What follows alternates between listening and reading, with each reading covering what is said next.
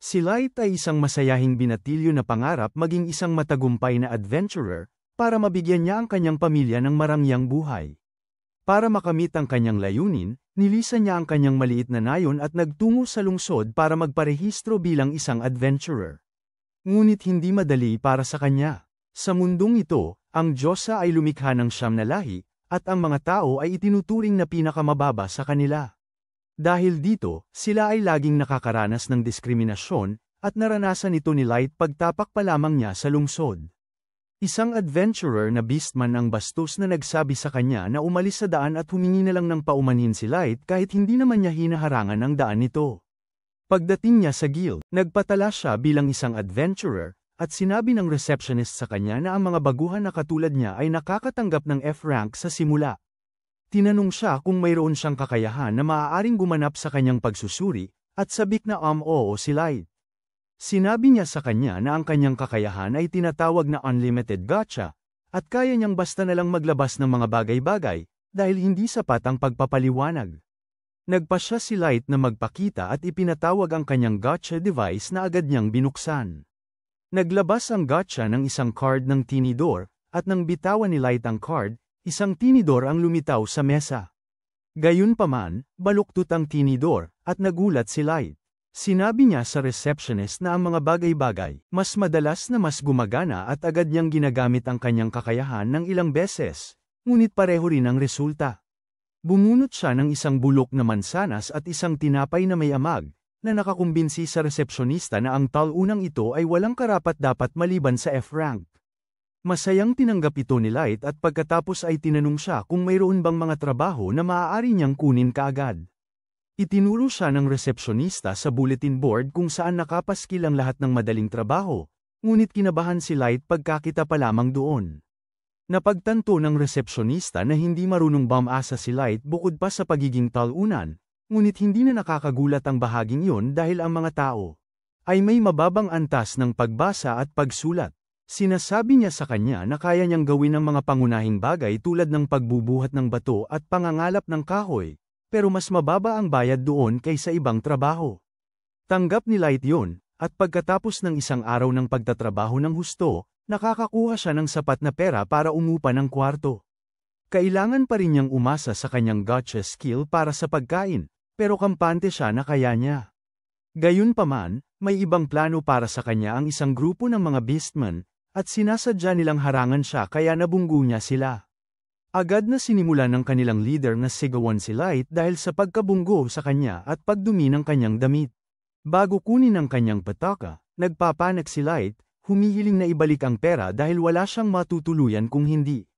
Pero sinuntok lang siya ng taong lobo, sinasabing kailangan niyang bayaran ang kanyang labada. Iniwan ng mga taong hayop si Light na nakahiga sa isang hukay ng putik, at sinasabi ng bawat dumadaan na doon siya matulog sa maruming squatteran kasama ng ibang mga tao.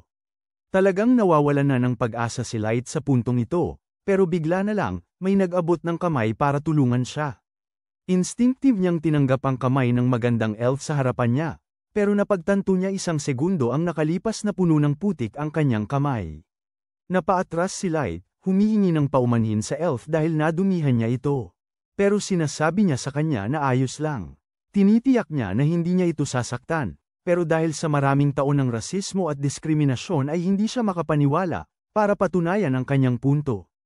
Ang babaeng elf ay biglang lumuhad at niyakap siya, at naiwan si Light na walang masabi. Kahit na kinukutya ng mga tao sa daan ng elf dahil sa pagbaba nito sa antas ng isang tao, tinulungan niya si Light na makatayo.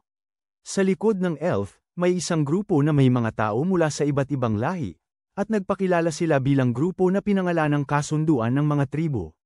Ipinaliwanag nila na sila ay isang grupo na binuo na may isang miyembro mula sa bawat species, na nilikha ng Diyosa, at kulang sila ng isang tao. Nagpakilala muna ang taong hayop na si Garo, kasunod ang elf na si Sasha, na nagkwento kay Light tungkol sa iba pa nilang kasapi. Naroon si Drago na Dragonaut, si Diablo na demonyo, ang Oni Aboro, ang Dark Elf na si Sion, ang Duwende na si Nano, at ang Centaur na nagngangalang Santor.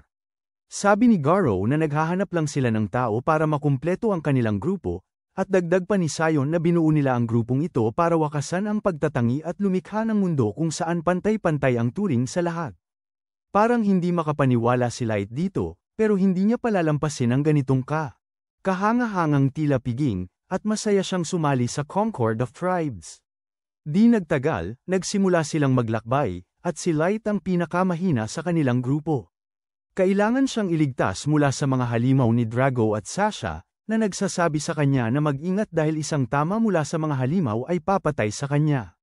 Nagpaumanhin si Light sa kanyang pagpapabeya, ngunit sinimulan siyang suriin ni Sasha kung may mga sugat habang sinasabi sa kanya na palaging manatili sa likod nila.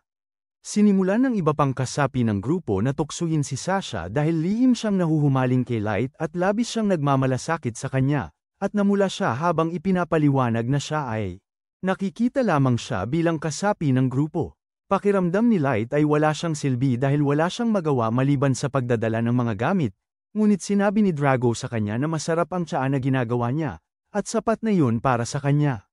Tuwang-tuwa si Light nang marinig ito, at masaya niyang sinundan ang grupo papasok sa mas malalim na bahagi ng piitan. Di nagtagal, nakarating sila sa isang malawak na lugar na may isa lamang pasukan at labasan, at nagkatinginan ang mga kasapi ng grupo bago nagpasyang ito na ang perpektong lugar para sa kanilang plano. Walang kamalay-malay kung ano ang plano, naghanda si Light na magtimpla ng tsaa para sa lahat ng lapitan siya ni Drago at sabihin na siya ay sinisante sa grupo.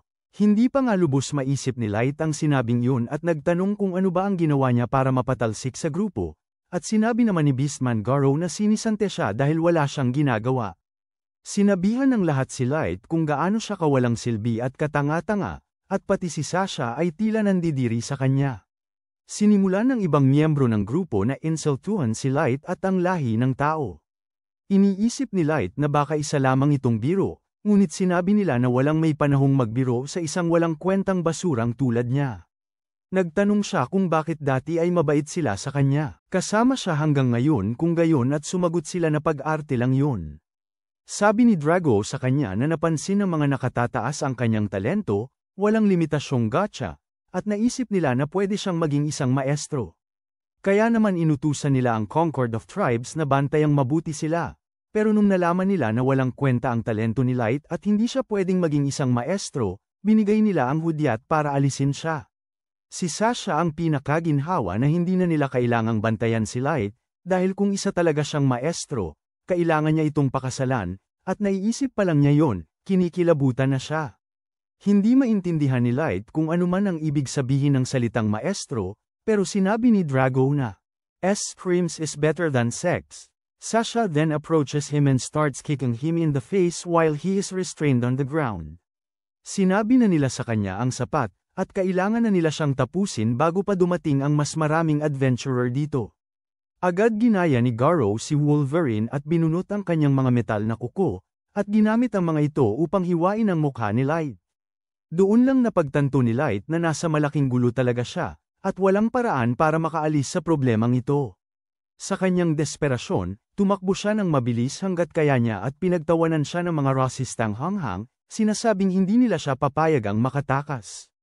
Panyana ni Sasha ang kanyang binti, at habang bumabagsak si Light sa lupa at nagsimulang sumigaw, sinabi ng mga rasistang elf na ang marinig ang kanyang mga sigaw ay mas masarap pa kaysa sa sex.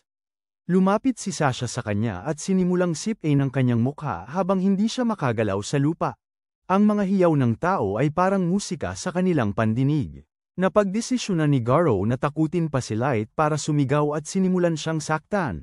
Pero sinabi ni Drago na tumigil na dahil kailangan nilang palabasin na ang tao ay namatay dahil sa pag-atake ng halimaw. Sinunod ni Garou ang utos at naghanda para tapusin na siya. Pero gumapang pasulong si Light, desperadong kumakapit sa kanyang buhay. Bigla, nagsimulang magliwanag ang lupa sa ilalim niya at napagtanto ni Light na nasa gitna siya ng isang bilog ng teleportasyon. Napansin din ito ni Drago at inutusan si Garou na tapusin na agad siya, pero bago pa siya makalapit kay Light, nagawa na ng bilog ng teleportasyon ang trabaho nito at dinala na siya palayo. Gayunpaman, hindi gaanong bumubuti ang sitwasyon para kay Light kahit pagkatapos siyang iligtas mula sa mga taksil. Ang bitag ng teleportasyon ay dinala siya sa isang lugar sa kulungan, at alam niyang sa oras na matagpuan siya ng isang halimaw, tapos na siya. Naaalala niya ang kanyang pamilya habang iniisip niya kung ano ang nagawa niya para maging karapat-dapat na tradorin. Iniisip niya kung gaano kabuti ang pakikitungo sa kanya ng lahat bago nila naisip ang saksakin siya sa likod. Naiintindihan na niya ngayon na ang kanilang kabaitan ay isa lamang pagpapanggap para paniwalaan niya sila ng lubusan, at ipinakita nila ang kanilang tunay na kulay sa huli. Galit na galit siya at ginagamit niya ang kanyang galit upang maging dahilan para mabuhay. Bumangon siya, nanunumpa na maghihiganti siya sa mga walang hiyang iyon at dudurugin sila gamit ang kanyang sariling mga kamay. Pero, bago pa siya makapagbitiw ng mas maraming mura sa kanila, narinig ni Light ang isang mahinang ungol na nagmumula sa likuran niya, at paglingon niya, nakita niya ang isang halimaw na level 1000 na nakakatakot na nakatingin sa kanya. Natakot siya nang makita ang halimaw dahil parang galing ito sa isang kwento. Napagtanto ni Light na na-teleport siya sa pinakamababang palapag ng piitan, at mas malaki pa ang tsansa ni Loki na mabuhay ang kanyang grupo kaysa sa halimaw na ito. Habang siya ay nag-iisip kung paano niya lalabanan ang halimaw, ang isip niya ay napunta sa kanyang regalo na Ultimate Gacha, at nagpa siya siyang sumubok. Paulit-ulit niyang pinindot ang Gacha button, at bigla na lang, ang kanyang ordinaryong regalo ay nagbago sa isang bagay na hindi niya sukat akalain. Isang malaking magic circle ang lumitaw sa ilalim niya at ang Gacha device ay nagsimulang mag-power up. Wala siyang maintindihan pero nang sumugod ang halimaw sa kanya, natapos ang Gacha roll. Isang level 90,999 na maid-servant ang lumitaw mula rito at agad na winasak ang halimaw. Nangyari ang lahat ng napakabilis, bago pa man makakurap si Light, at saka nagsimulang lumapit sa kanya ang maid na nagpapalakas ng aura. Lumuhad ito sa harap niya at agad na ginamo ang kanyang mga sugat, sinasabing hindi niya matiis na makita ang makinis niyang balat na nasugatan, kaya't ginamo niya ito nang hindi humihingi ng pahintulot. Hindi makapaniwala si Light na perpekto na siyang muli at pagkatapos ay tinanong siya ng maid kung ano ang kanyang pangalan. Ipinakilala niya ang kanyang sarili bilang Light, at tuwang-tuwa ang maid nang malaman ang kanyang pangalan. Ipinangako niya sa pamamagitan ng panata ng isang maid, na manunumpa na paglingkuran siya hanggang kamatayan. Sinabi ni Light sa kanya na ito ay, ayos lang ang lahat, pero dapat man lang niyang ibigay muna ang pangalan niya. Nagpakilala ang babae bilang Mai, ang kasambahay na laging naghahanap, at sinabi kay Light na galing siya sa isang napakabihirang card sa kanyang walang limitasyong gacha. Ayaw maniwala ni Light na isang kasambahay na level 90,999 ay lalabas sa kanyang walang kwentang regalo. Pero humingi ng pahintulot si May na gamitin ang kanyang kasanayang pagsusuri sa kanyang regalo para mabasa ang mga detalye. Agad siyang pumayag at ginamit ni May ang kanyang Sharingan para malaman na ang kanyang mga kakayahan ay nakatago sa ilalim ng isang napakalakas na pagtatago, at kahit sino na mas mababa sa kanyang level ay hindi man lang ito makikita. Sinasabi niya kay Light na ang kanyang huling gacha ay mas kapaki-pakinabang kaysa sa iniisip niya. Ang mga kartang lumalabas dito ay lubos na nakadepende sa kapal ng mana sa kanyang lokasyon, at lumalabas na mayroong isa pang uri ng rarity na lampas sa super ultra rarity ni May. Ipinapaliwanag ni May na ang kapal ng mana sa ibabaw ay talagang mahina, ngunit sa kailaliman ng piitan, ang hangin ay puno ng mana, na nagpahintulot sa kanya na makuha siya. Pinupuri niya ang katapangan ni Light sa pagpunta mag-isa sa kailaliman ng piitan upang ilabas ang buong potensyal ng kanyang regalo, at sinasabi niya sa kanya na isa siyang talunan na hindi man lang makalapit sa piitan ng mag-isa. Nagsisimula siyang umiyak habang sinasabi niya kung paano siya pinagtaksilan ng kanyang grupo. Sa piitan, nagsisimula siyang magreklamo at magmaktol tungkol sa pangako nilang lilikha sila ng mundong malaya sa diskriminasyon para lang siya maloko, at pagkatapos ay nanunumpa siyang maghihiganti sa kanila. Bigla siyang niyakap ni Mai, sinasabing hindi niya maintindihan ang pinagdaanan niya. Ngunit gagawin niya ang lahat ng gusto niya at hindi mahirap para sa kanya na wasakin ang mga walang pusong sumakit sa kanya. Gayunpaman, sinabi ni Light sa kanya na hindi niya ito maaaring gawin, at hindi dahil sa mabait siya. Gusto lang niyang maghiganti sa sarili niyang mga kamay, ngunit hindi pa ito posible ngayon dahil masyado pa siyang mahina. Nanunumpa siya na pagdurusahin niya silang lahat bago niya sila patayin, at lumuhad si May sa harapan niya.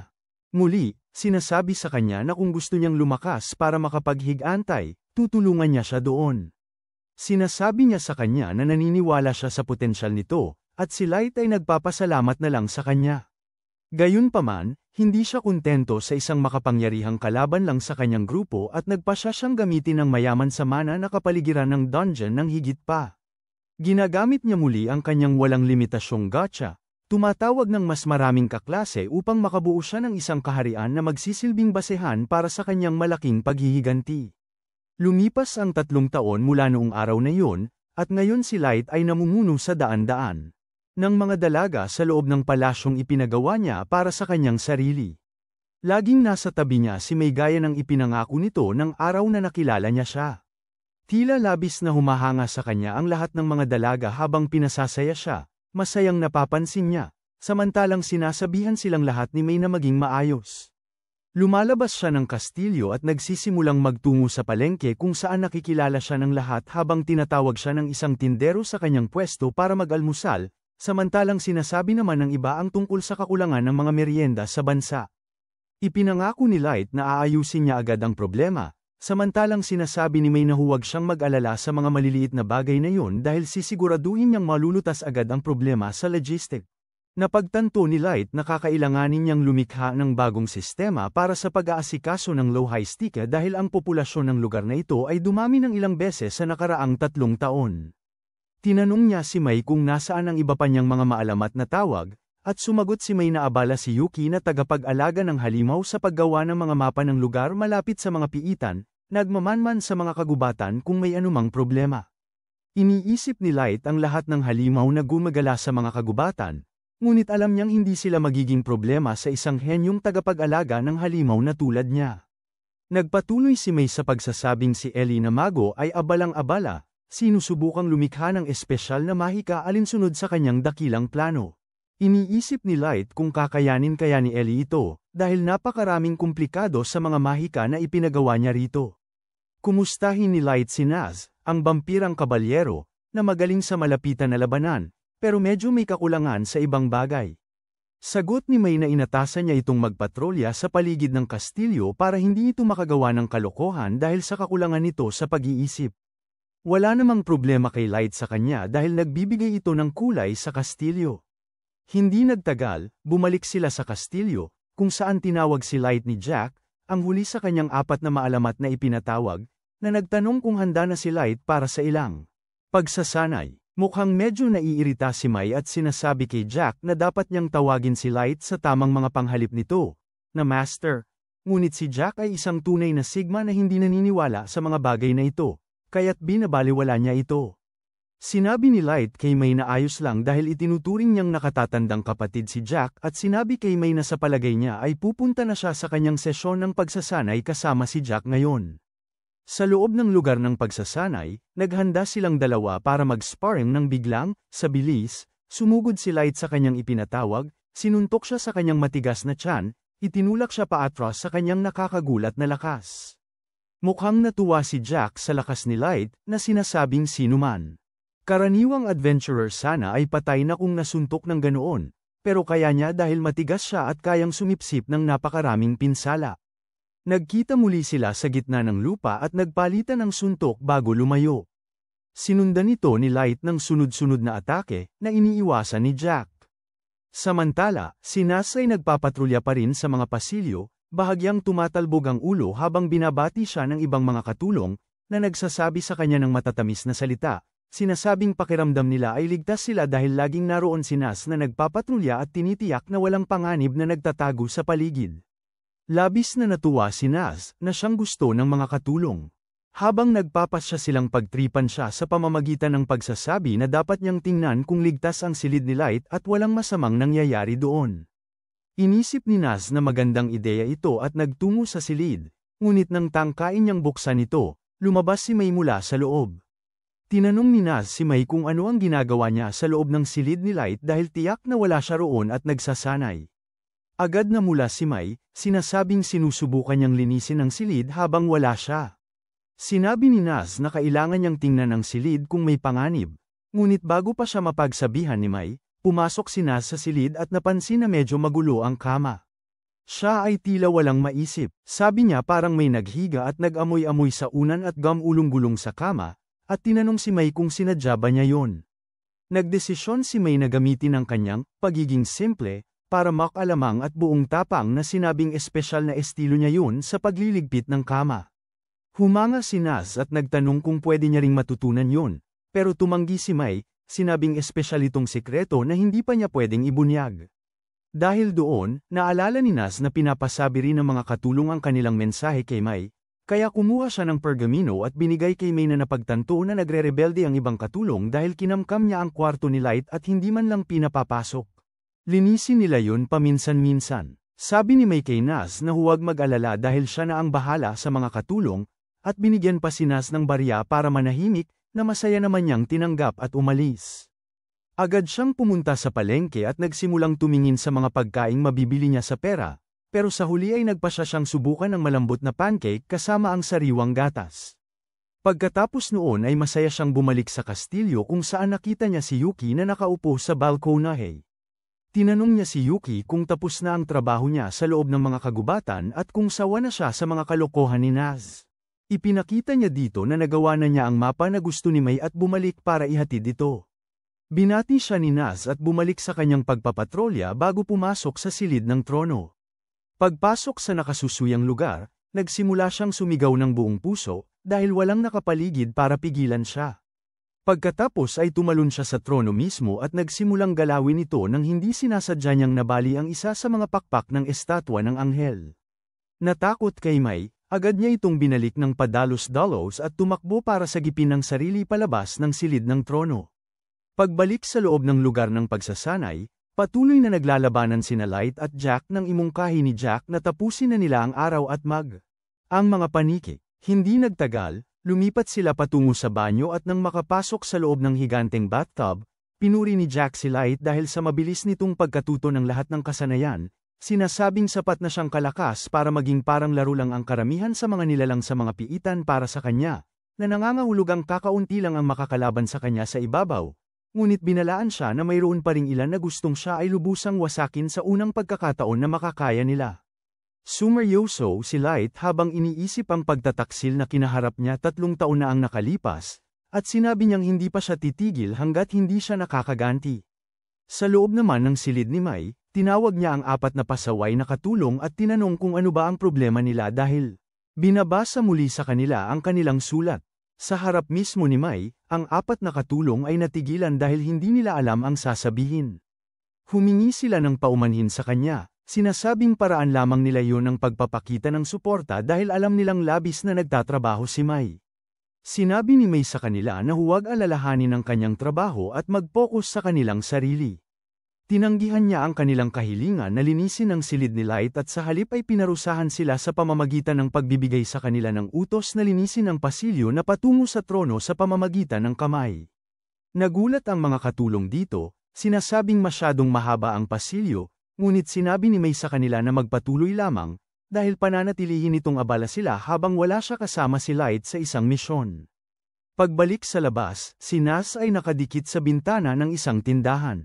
Tinitingnan ng isang guwantes na gusto niyang bilhin, pero wala siyang pera para gawin ito. Habang naroon, nabangga niya si Ellie na nagtanong kung ano ang tinitignan ni Naz, at itinuro ni Naz ang guwantes bago tanungin si Ellie kung bakit ang bilis niyang bumalik, dahil dapat binabantayan niya ang bagong konstruksyon na nangyayari. Sumagot si Ellie na maayos naman ang konstruksyon kaya nagpasya siyang sumingit ng pahinga. Hindi nagtagal nagtalo sila kung sino ang mas malapit kay Light at sino ang mas importante dahil sinabi ni Ellie kay Naz na direktang kasali siya sa planong paghihiganti na binubuo ni Light, hindi tulad niya. Ellie, sinasabi rin niya na kamakailan ay nagkaroon siya ng isang kaaya-ayang gabi kung saan nakipag-inuman siya ng tsaa kay Light kung saan pinag-usapan nila ang kanilang progreso at sinasabi na sa susunod nilang pagkikita, maghahanda siya ng isang pribadong hapunan. Sinasabi ni Naz na kahit siya ay gusto ring makipag-inuman ng tsaa sa master, bago sabihin kay Ellie na tapos na siya sa malapitang labanan kaya kung sakaling kailangan niya ng tulong, maaari niya siyang hanapin. Ngumiti si Ellie at sinabi sa kanya na tiyak na susulitin niya yun balang araw, at pagkatapos yun ay bumalik si Naz sa kanyang walang kwentang tungkulin. Sa loob ng kastilyo, abala ang 4 na katulong sa pagpaplano laban kay Mai. Sinasabi na si Mai ay walang ipinagkaiba sa galit na maliit na lalaking may bigete mula sa Germany, nagtataka kung dapat ba silang gumawa ng lihim. Likod niya at isumbong siya kay Light. Pero nag-isip silang muli dahil walang sino man sa kanila ang gustong maranasan ang kanyang galit. Napagtanto ng isa sa kanila na mahal ni Light si May dahil siya ang kanyang pinakaunang pinatawag, habang sinasabi naman ng may kulay ube na buhok na inabot pa ng 2 buwan bago tuluyang mapatawag ni Light ang iba pa, na nangangahulugang silang dalawa lang ang magkasama sa loob ng piitan sa loob ng 2 buwan. Sobra silang nagselos at nagsimulang gamulong sa sahig at gumawa ng kung ano-ano dahil sa selos, bago nagpas siyang gumawa ng voodoo magic habang nakaupo sa mesa at nagtatawag ng kamatayan para mawala si May sa eksena. Sa kasamaang palad para sa kanila, narinig ni May ang lahat ng ito at pumasok sa kanilang silid, muling kinukubkob sila. Agad na humihingi ng tawad ang mga katulong, sinasabing nagselos lang sila ng kaunti at wala silang ibig sabihin sa mga sinabi nila. Sinabi ni May sa kanila na itigil ang pag-iisip ng kung ano-ano dahil sa mga buwan sa pagitan ng pagkatawag sa kanya at sa pagkatawag kay Yuki, abala si Light sa pag-aaral ng lahat ng makakaya niya tungkol sa mahika at pagsasanay sa bawat martial art na kaya niyang subukan, kaya wala silang oras para gumawa ng iba pa. Medyo nakahinga ng maluwag ang mga katulong, habang sinabi ni May na bumalik siya dahil naramdaman niyang naging masyado siyang mahigpit sa mga katulong, ngunit napagtanto niya ngayon na tila hindi naman pala, kaya inutusan niya silang linisin ang trono. Pati na rin ang silid, dahil marami silang oras para magprakti ng voodoo magic, at lubos na nakadepende kay May. Walang nagawa ang mga katulong kundi sundin ang kanyang utos habang nililinis din nila ang buong silid ng trono. Napagpasyahan nilang manahimik na lang para hindi na mapahamak, ngunit habang nagpupunas ng trono, nabangga ng idiot ang berde ang buong pakpak ng anghel na nasira ni Naz. Nahulog ang piraso sa sahig at natakot ang mga katulong sa pag-aakalang sila ang may kasalanan at nag-aalala kung ano ang gagawin sa kanila ni May. Kinabukasan, pumasok si Light sa piitan at nakita si Naz, Ellie at Yuki, naghihintay na sa kanya. Binati niya sila ng magandang umaga habang nagtatalo na sina Naz at Ellie. Bigla namang may lumabas na halimaw mula sa dilim at biglang nanigas si Light nang mapagtanto niyang isa itong asong impyerno.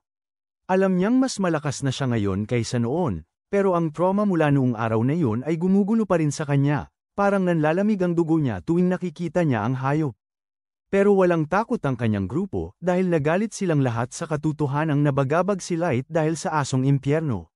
Handa na si Naz na tag-in ito sa maliliit na piraso, habang nagpaalam naman si Ellie kung pwede niyang puksain ang buong lahi ng mga asong impyerno mula sa mundong ito, at iniisip ni Yuki kung paano niya mahahanap ang impyerno at itulak ang halimaw na ito diretso sa pinakamalalim na hukay. Ang aura pa lang nila ay nagpapaiyak na sa halimaw habang napagtatanto nito kung gaano ito kainakumpara sa kanila. Gayunpaman, pinapakalma ni Light ang kanyang grupo, habang nakakabawi siya at dahan-daang lumalapit sa halimaw. Tinatapik ito, alam niyang kahit na biro lang ang pagbibigay niya ng utos, talagang lilipulin ng kanyang mga napakahusay na tinawag ang buong lahi mula sa mundo. Pagkatapos ay bumaling siya sa kanila, sinasabing kailangan nilang lumipat patungo sa lumabas habang sisimulan na nila ang kanilang plano ng paghihiganti ngayon. Sa ibabaw, yumuyuko ang mga taong halimaw sa balahibo na siyang bahagi ng grupong nagtraidor kay Light at iniwan siya upang mamatay. Mukhang itinaas siya bilang isang lokal na kilalang tao dahil literal na nagmamakaawa ang mga tao na ipakilala siya sa kanilang mga kapatid na babae. Naglalakad siya kasama ang kanyang mga alipors na parang isang ganap na amo nang mapansin niya ang isang batang tao na sumisinghot sa basura para maghanap ng anumang makakain. Ang balahibo ay isang malaking resista at walang dahilan na nagpas siyang itaboy ang bata, sinasabi sa kanya na tumakbo at huwag nang magpakita muli sa lugar na ito kung mahal niya ang kanyang buhay. Naghiyawan sa kanya ang ibang mga taong halimaw na parang mga tanga, ngunit ang ingay ay hamina. Pagpasok niya sa bahay alak, pinipili niya ang pinakamagandang upuan at sinasabi sa kanyang mga kaibigan na umorder ng kahit anong gusto nila dahil marami siyang perang kinita na kailangan niyang gastusin bago siya imbestigahan ng gobyerno. Habang nagugutom ang mga tao sa labas, ang mga ito naman ay nakakakuha ng mga tuhog ng karne na puno ang isang malaking tray. Pinupuri nila siya dahil naging idolo siya ng lahat ng mga nilalang na hayop kahit na ipinanganak siya sa lansangan at umangat mula sa kahirapan para maging leader na gustong sundan ng lahat. Sinabi niya sa kanila nang walang kahihiyan na hindi madaling maging katulad niya. Dahil eksperto na siya sa panghihikayat at dahil likas na tagasunod ang mga nilalang na hayop, kailangan lang niyang gamitin yun ng tama at pagkatapos ay mabuhay na parang hari. Sabi niya na ang pinakamahalagang bahagi ay ayusin ang mga trabaho at magpasya kung alin ang kumikita at kung alin ang nangangailangan ng maraming pagsisikap para sa hindi gaanong pera at kapangyarihan. Tinanong siya ng isa sa mga hanggal na furry kung ang trabahong ginawa niya 3 taon na ang nakalipas sa Concord of 12 Party ay kumita. Pinagalitan siya ng isa pang furry sa pagtatanong at sinabi ng lobong hayop sa kanila na sa kasamaang palad, pinasumpa sila ng Federation na umupa sa kanila na maglihim kaya hindi talaga nila maaaring ibunyag ang anumang impormasyon tungkol doon. Naalala niya kung gaano katindi at kabayaran ang trabahong yun na tinanggap niya dahil ang kailangan lang niyang gawin ay patumbahin ang isang walang kwentang maliit na talunan ng isang batang tao at ngayon siya ay mayaman at sikat. Ngunit bumabagabag pa rin sa kanya na hindi niya nalaman kung saan patungo ang portal, pero hindi niya inaasahan na may kahit kititing na pag-asa na nakaligtas si Light doon. Iniisip niya kung ano nga ba itong maestro na gustong-gustong hanapin ng Federation, pero nakakaramdam siya ng pangingilabot, na nangangahulugang maaaring mapanganib kung sisiyasatin pa niya ng malalim ang bagay na ito. Nabubulabog ang kanyang pag-iisip ng isang magandang babae na si May pala. Nang putulin nito ang kanyang pag-iisip at itanong kung maaari silang mag-usap, tinatanong nito kung siya ba si Gero, ang pinuno ng mga taong hayop at sumipsip siya mula sa kanyang baso bago tumango. Sinungaling si May sa kanya na siya raw ay katulong ni Master Light, na kabilang sa isang pamilyang may mataas na katayuan. Gulat si Gero nang marinig na kabilang sa maharlika si Light at nagtataka kung mas nakinabang sana siya kung pinanatili niya itong buhay. Patuloy na nagsisinungaling si May sa pagsasabing hinahanap niya si Light sa nakalipas na 3 taon at lahat ng impormasyon ay nagdala sa kanya sa bansang ito, kung saan huling nakita si Light kasama ang isang bagong grupo. Sumagot si Gero na miyembro siya ng grupong yun at kasama nga nila si Light, na ikinaluhan ni May, habang nagsisinungaling na narinig niyang si Light ay namatay sa piitan at hindi na muling nakita. Tumango si Gero, sinasabing yun ang katotohanan. Namatay si Light sa isang hindi magandang pangyayari, ngunit tinanong siya ni May kung maaari ba siyang dalhin sa lugar na yon, dahil makadarama siya ng kaunting kapanatagan kung matagpuan niya ang lugar kung saan huling nabuhay si Light. Bastos na nagtanong si Gero kung ano ang mapapala niya doon, at sa kanyang pagtataka, inilapag ni May ang isang bag na may 3 solidong gintong bar.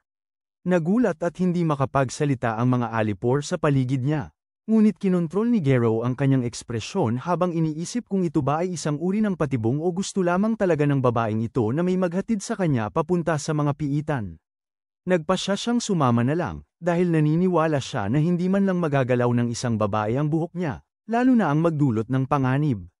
Sa huli, dinala ni Gero si May sa mga piitan, kasama ang lahat ng kanyang mga alipors bilang escort at pagkatapos ng ilang oras na paglalakad, tinatanong si May kung okay lang siya. Mukhang pagod si May, ngunit ngumingiti, sinasabing kaya pa niyang maglakad. Iniisip ni Gero kung paano napupunta sa kanya ang lahat ng ganitong kagandang trabaho, dahil kukunin niya ang lahat ng ginto mula sa kanya at sasaktan siya sa ibabaw ng libingan ni Light. Sa wakas, pumasok sila sa yungib kung saan itinapon si Light at iniwang patay, at sinabi ni Gero kay May na dito nagkaroon ng aksidente si Light. Nagsinungaling siya na isang grupo ng mga halimaw ang biglang sumulpot at hindi na nakatakbo si Light para magligtas ng sarili at nasugatan ng husto hanggang sa piraso at nahuli sa isang bitag ng teleportasyon pagkatapos noon ay hindi na siya nakita muli. Napaluhod si May, umiiyak habang iniisip ni Gero kung gaano kaina ang mga taong ito na hindi man lang maramdaman kung kailan sila nasa panganib.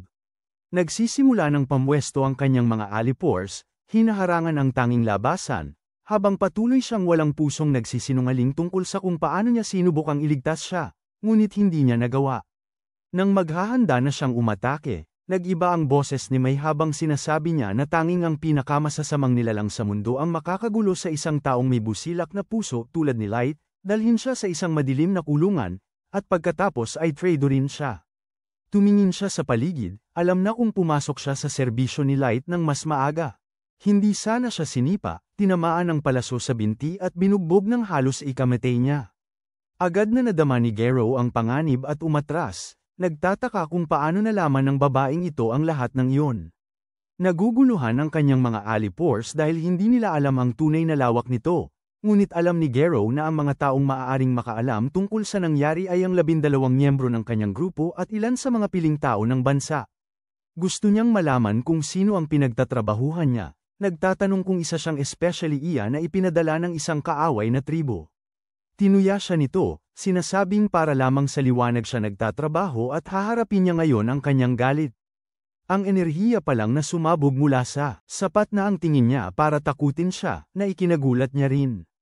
Ipinapaalala niya sa sarili niya na isa lamang siyang mababang uri ng tao na walang silbi kundi gamitin at itapon, ngunit nakakapangilabot siya sa kanya sa isang tingin lang. Napagtanto niya na hindi ito biro dahil sinasabi ng kanyang likas na ugali na mamamatay siya kung lalabanan niya ito. Bago pa man siya tuluyang tapusin ni Mai, lumabas ang boses ni Light mula sa madilim na sulok at sinabihan si Mai na kumalma dahil siya na ang bahala kay Gero. Ayaw maniwala ni Gero sa boses na naririnig niya, ngunit sa wakas ay nagpakita si Light, binabati si Gero na parang matagal nang noalay na magkaibigan, at sinasabing narito siya para magbayad. Ibalik siya para sa ginawa niya 3 taon na ang nakakaraan.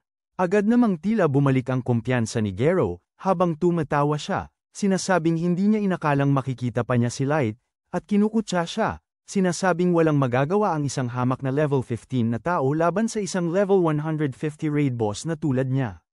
Tumatawa siya, habang sinasabi sa kanya na wala siyang ideya kung paano siya nakaligtas, pero ngayon kaya na niya siyang patayin mismo at dalhin ang kanyang katawan bilang patunay. Napabuntong hininga si Light, nagtatanong kung hindi man lang ba siya nagtataka kung sino si Mai at gaano siya kalakas. Tinanggap ni Gero na wala siyang ideya kung gaano kalakas ang kanyang maliit na katulong. Pero siguradong sigurado siya na ang mga hamak na tao ay hindi kailanman mapapantayan ang mga nilalang hayop na katulad nila. Ipinagyayabang niya na lahat ng kanyang mga kasama ay lampas sa level 130 at madali lamang silang dudurog sa kanila.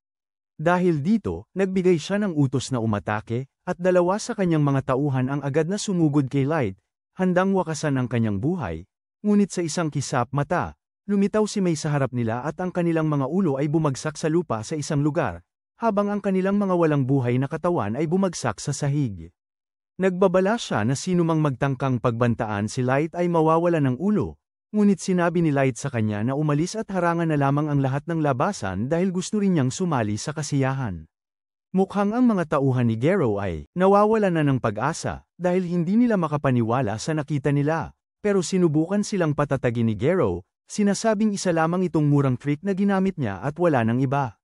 Tinanong ni Light kung talagang iniisip pa rin niya na mas mababa ang mga tao sa kanila at naisip na ba niya na baka ang lahi ng tao ang pinakamalakas sa lahat ng lahi. Tumawa si Gero dito, ipinagyayabang ang kanyang antas, pero sumagot si Light na ang antas ay numero lamang at walang kinalaman sa kung gaano kalakas ang isang tao. Sawa na si Gero at kasama ang kanyang mga alipors, sumugod para umatake, pero laking gulat niya. Nakatayo lamang si Light na parang tubig bago biglang sumabog sa isang kontra-atake, hinaharangan. At sinasaktan ng bawat aso, pinatutumba sila at hinihingal. Lumapit si Light kay Gero, tinatanong kung sa palagay pa rin niya na mas mahina ang mga tao. Pero hindi matanggap ni Gero ang kahihiyang ito, kaya pinilit niyang labanan ng sakit at tumalon muli, sinasabing walang paraan na mapantayan siya ng kahit sinong tao. Pagkatapos ay binunot niya ang isang magic crystal mula sa kanyang bulsa at binasag ito sa sahig. Tinatawag ang kanyang familiar na lumalabas na isang level 500 na halimaw na lobo. Tinanong ni Light kung yun lang ba ang kaya niyang gawin, pero iniisip ni Gero na natigilan at natakot lang si Light para sumagot ng maayos. Sinabi niya kay Light na magsimulang magmakaawa para sa kanyang buhay, pero nakatayo lang doon si Light. Sinasabi sa kanya na umatake, nangangakong hindi gagalaw kahit 1 pulgada mula sa kanyang kinatatayuan.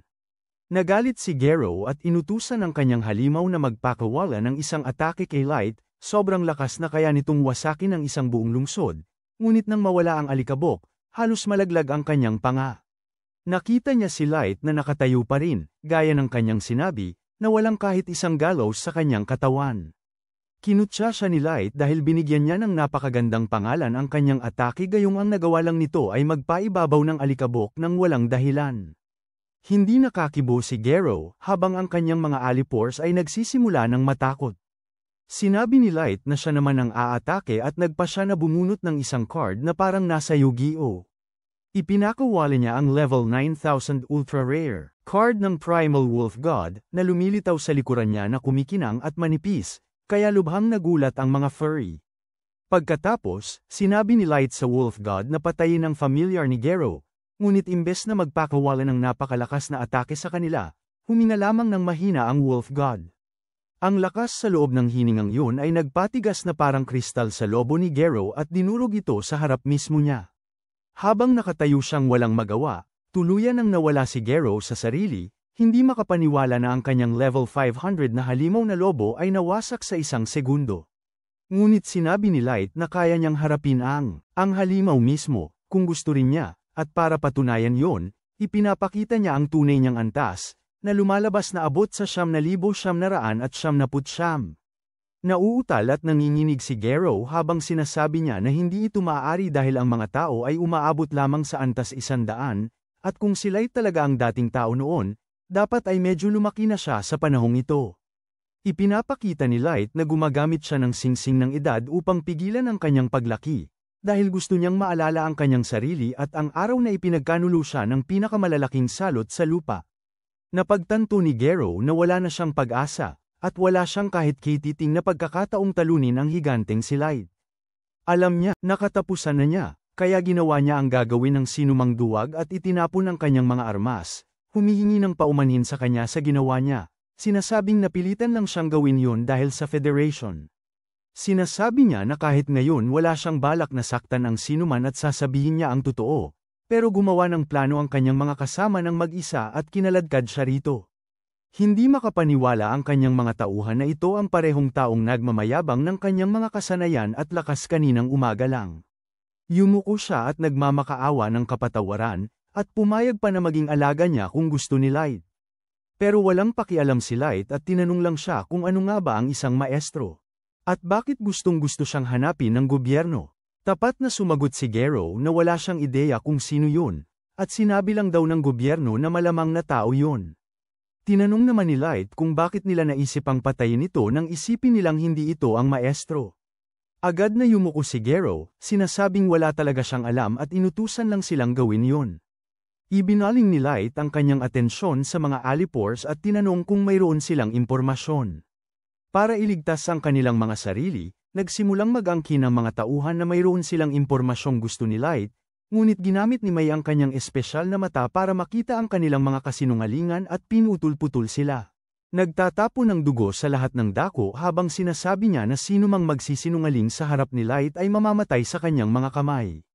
Pagkatapos ay bumaling siya kay Gero muli, tinatanong kung mayroon siyang anumang pagkakataon na manalo kung siya ay umakyat sa lupa at makipagdigma.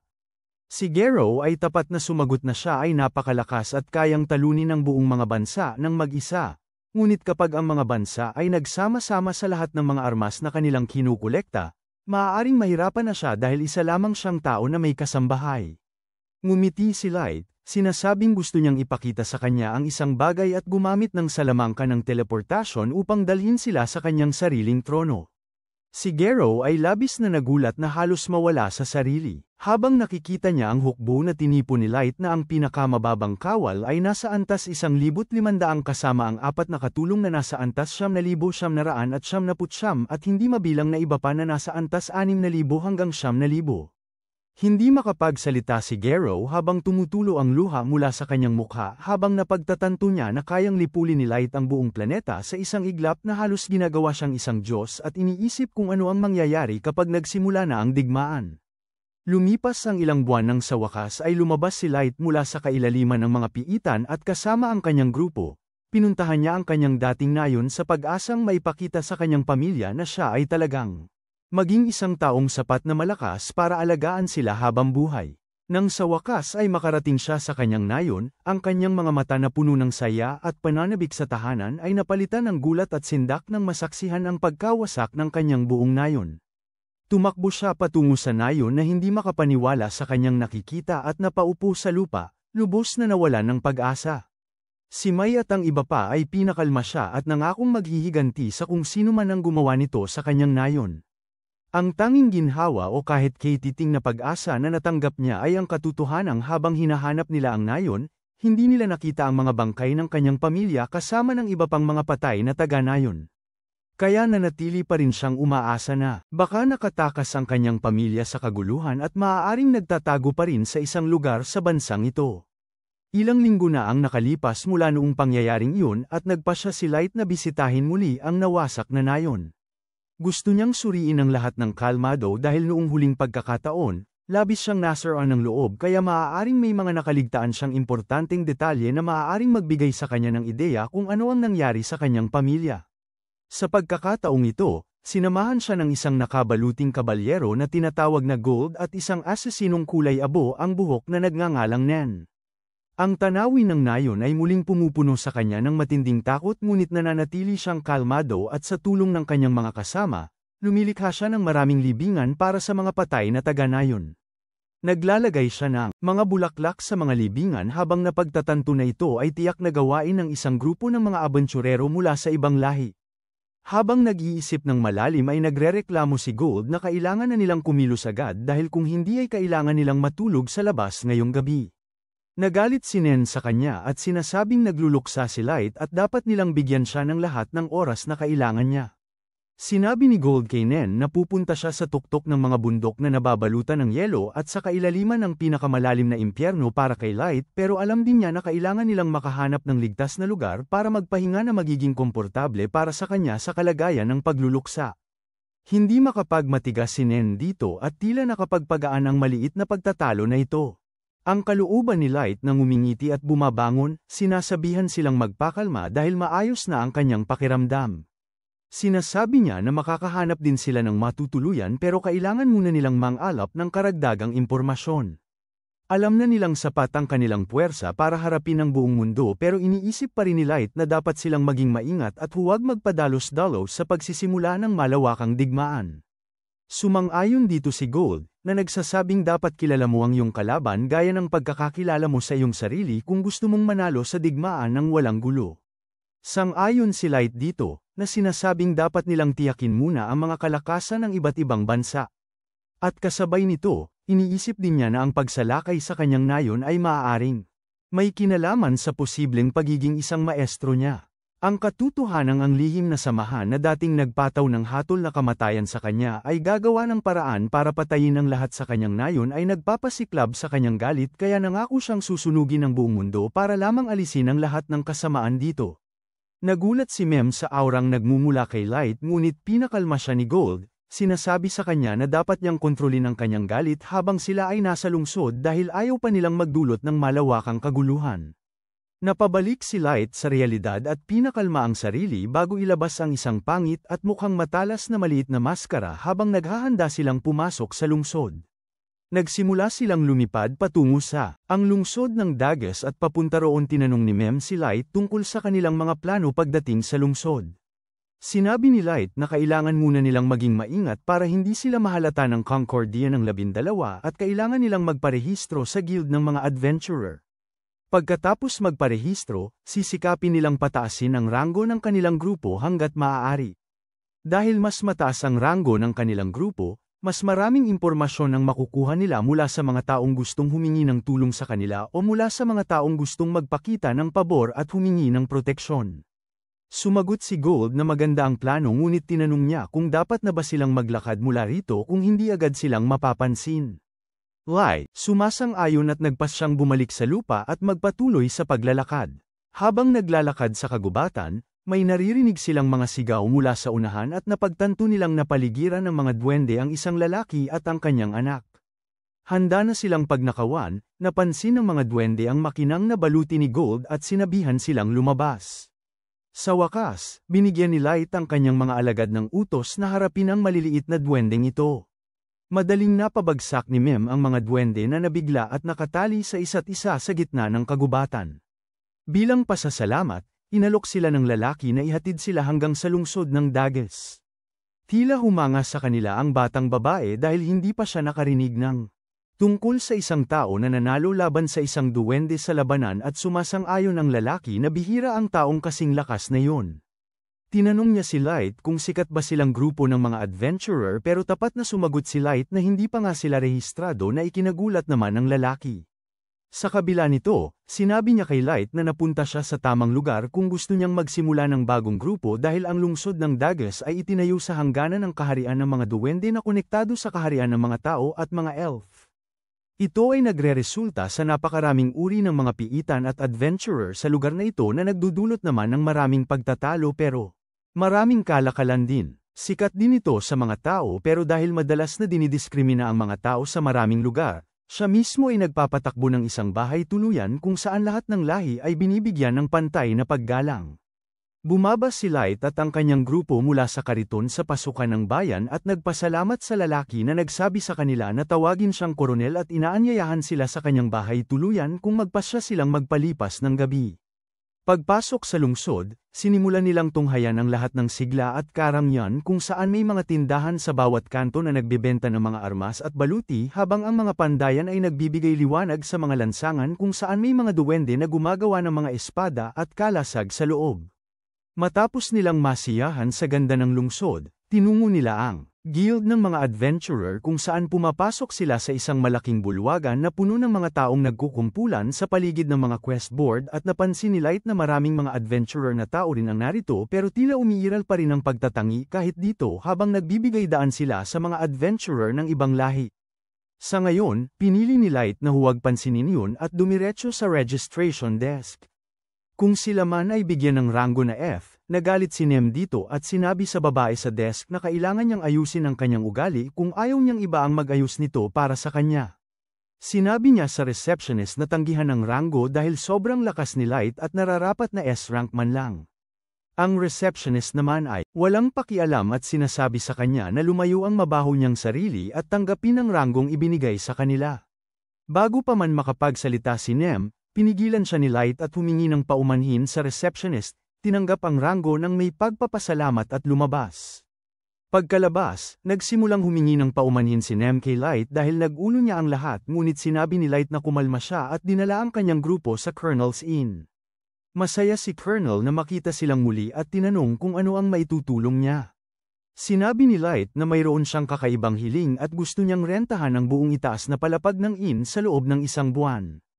Sa panahong yun, walang ibang papayag ang pumunta doon maliban sa kanya at sa kanyang grupo. Doon, kahit na ang mga tauhan ng bahay tuluyan, humihingi siya ng paumanhin ng maaga para sa anumang problemang maaaring idulot nito ngunit iginigiit niyang mahalaga ito. Pagkatapos, kumuha siya ng isang supot na puno ng mga gintong barya at iniabot ito bilang bayad ngunit tinanggihan ito ng koronel, sinasabing hindi niya matatanggap ang pera mula sa taong nagligtas ng kanyang buhay. Gayunpaman, iginigiit ni Light dito at sa huli ay bumigay ang koronel at tinanggap ang bayad. Nang nasa itaas na palapag na, gumamit si Light ng iba't ibang mahikal na panangga para matiyak na protektado sila mula sa mga mausisa at inalis ang kanyang maskara at balabal. Habang nagpapahinga, sinabi niya kay Light muli na dapat ay nagpaiwan na lang siya at hinayaan na silang dalawa ni Gold ang bahala sa kinakalap ang lahat ng impormasyong gusto niya. Dahil kahit gaano kalakas ang Light, hindi pa rin sila dapat magpabeya. Labis itong ikinagagalit ni Light, na tumayo mula sa kanyang upuan, nagtatanong kung gusto ba ni Nem na ipagkait sa kanya ang kanyang paghihiganti, upang pigilan siya na papanagutin ang mga taong sumire sa kanyang nayon at pamilya.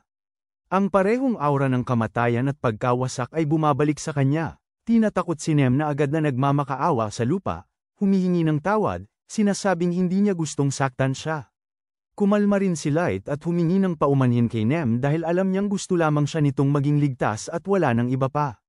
Kinabukasan, handa na silang pumasok sa mga kulungan kaya nagbibihis sila para sa araw na yun at pumila ng mahaba, papunta sa pangunahing tarangkahan ng mga kulungan. Habang nakatayo sa mahabang pila, 3 nakatalukbong na figure ang sumingit sa pila sa harap ng isang grupo ng mga batang adventurer na tao, dahil lang sa kumpiyansa sa kung paano sila sumingit.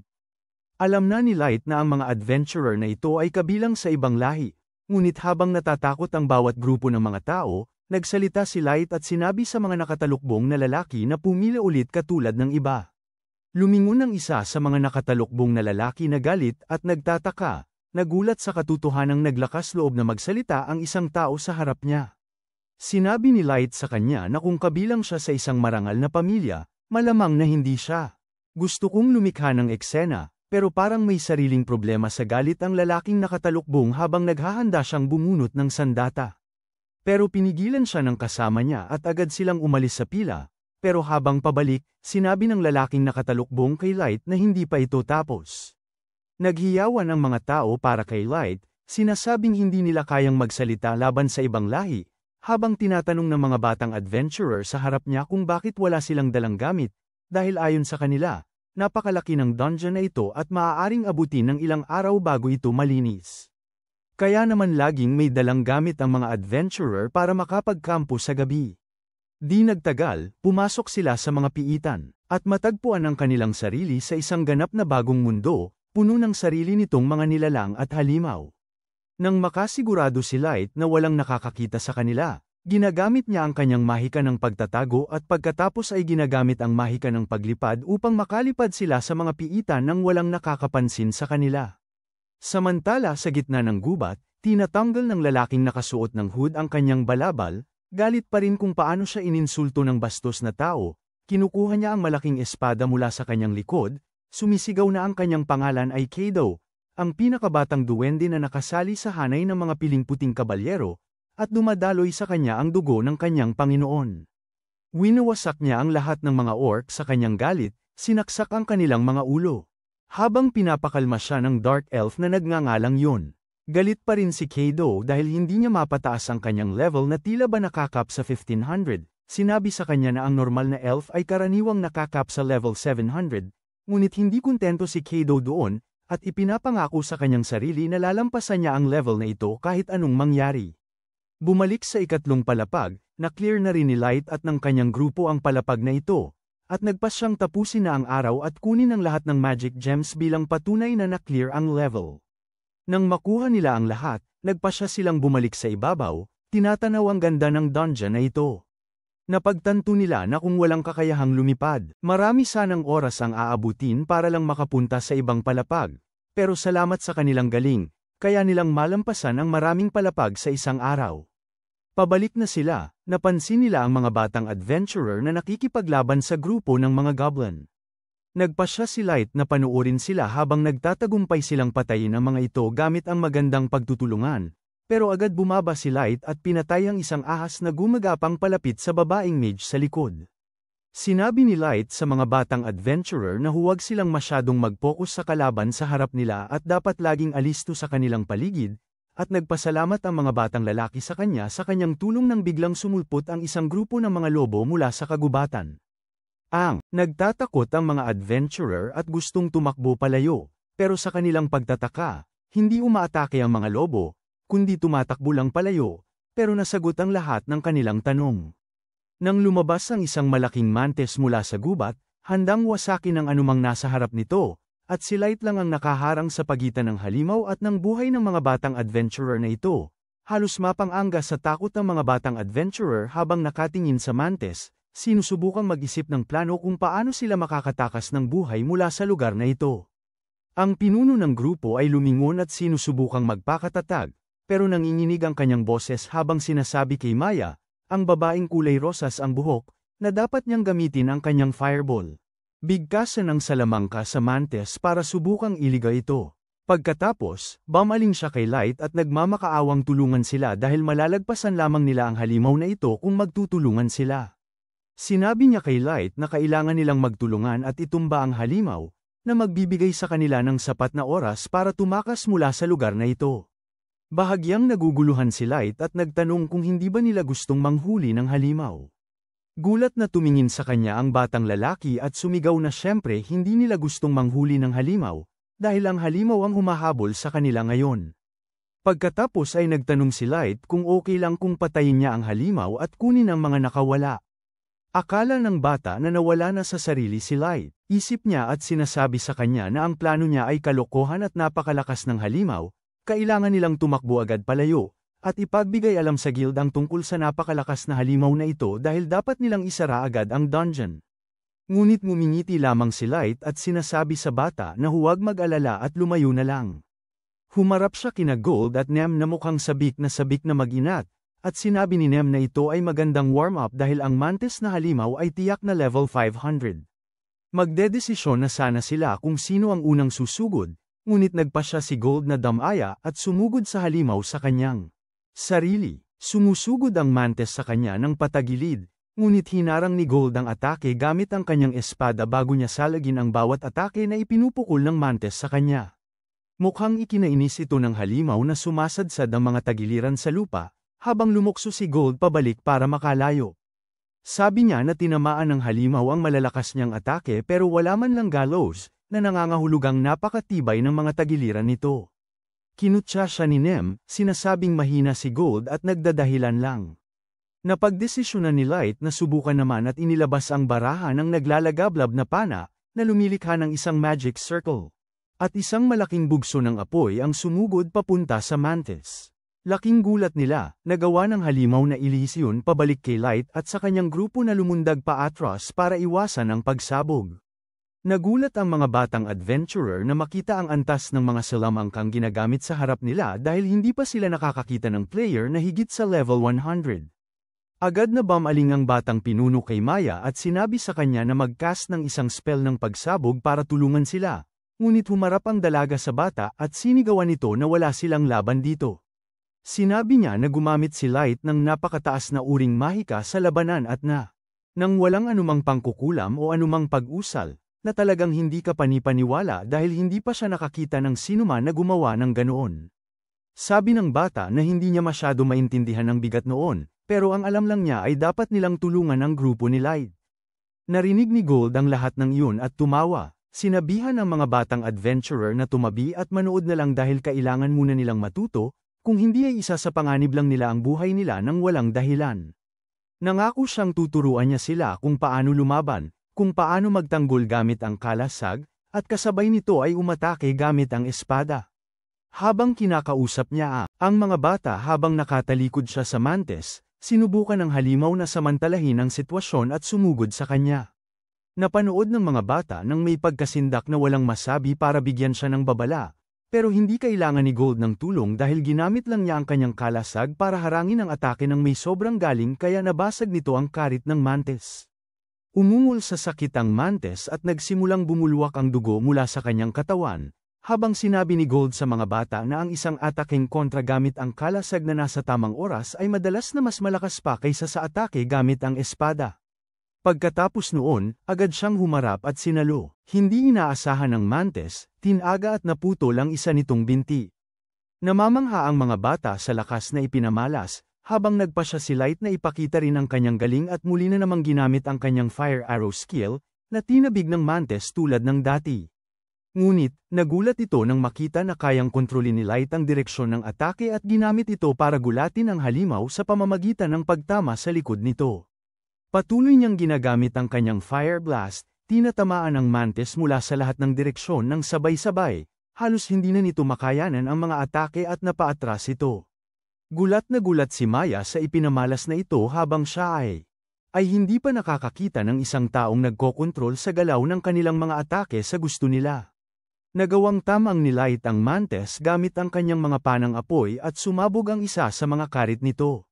Napagtanto na mas mahusay ang mga adventurer na ito kaysa sa kanya, nagpa siya ang Mantis na tumakas pabalik sa ligtas na lugar gamit ang natitira niyang mga paa, at napagtanto ni Light na mas matalino ang halimaw kaysa sa inaakala niya. Ngunit hindi na mahalaga yon dahil wala na itong matatakbuhan. Ibinunyag ni Light ang kanyang firewall card at agad na lumikha ng isang malaking pader ng naglalagablab na apoy, pinutol ang daanan para makatakas, kaya napilitan ang Mantis na bumalik. Muling namangha si Maya nang mapagtanto niyang gumamit si Light ng tactical na klase ng mahika nang walang kahit anong dasal o spell na hindi karaniwan. Nilapitan ni Light at ng kanyang grupo ang Mantis, handa nang tapusin ito, ngunit may huling sorpresa ang halimaw dahil inilabas nito ang kanyang mga pakpak at lumipad.